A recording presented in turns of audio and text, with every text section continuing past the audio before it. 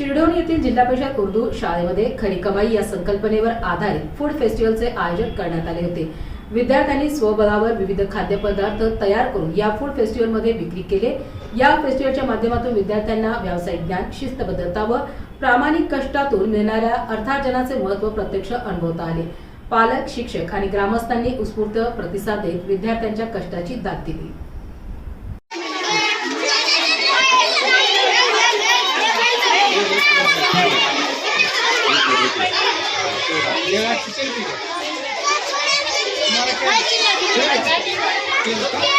अच्छा